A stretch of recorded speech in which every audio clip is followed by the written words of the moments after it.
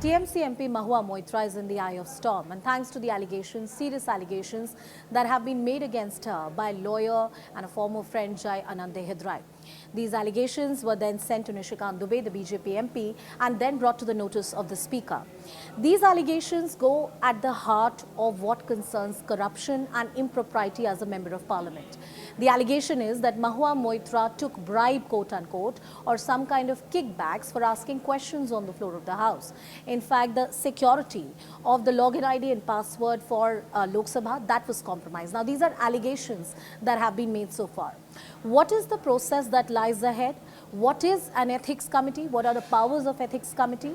And what are the possible ramifications that Mahua Moitra is looking at?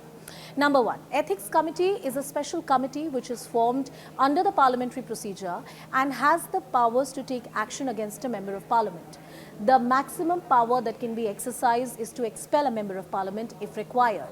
Now, the Ethics Committee may also decide in its wisdom, if the charges are very serious, to refer the matter for proper criminal investigation to an enforcement directorate or a CBI. That's a call that the members of the committee will make. More importantly, will be left to the discretion of the Speaker at the last. Right now, the panel is headed by a BJP MP Sonkar, and also primarily the number of members and the composition is dominated by BJP MPs, owing to the simple fact that BJP has the maximum strength in both houses right now, especially in Lok Sabha. Now, going forward, what are the powers of the Ethics Committee? What all it can do? As I said, the maximum it can do is to expel a member, but other than that, it can record statement, it can summon witnesses. Mahua Moitra gets the opportunity to cross-examine witnesses if she wants, or the complainants if she wants. She also has a right to ask the Speaker to let her appoint a lawyer to defend her case. That is one thing that she can seek from the committee. There could be multiple hearings, or one round of hearing, or two rounds of hearing. That's something that the Ethics Committee is going to decide. Are there past precedents? Do we know what is the way, form and manner in which a committee of this nature really works? Well, one of the latest examples, or the recent examples, if you look at the history in the last two decades, is the 2005 cash for vote scam. That scandal had rocked the parliament, and at that time there was a special committee that was set up. But in that case, there was a sting operation, which was the moot evidence in that case, other than what was alleged on the floor of the House. In that case, there were many MPs who were expelled. There was an action that was taken by the Member of Parliament, by the Speaker. There were resolutions that were passed. So that's the latest example that we can go back to in the last 2 decades.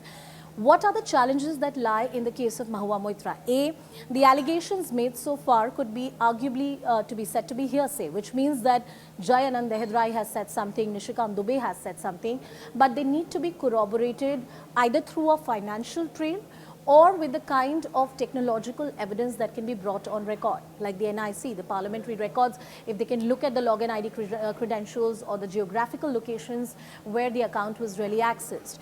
All of that evidence is going to be very important. Mahua Moitra has said that all these allegations are baseless and there is no evidence against her. Only time is going to tell.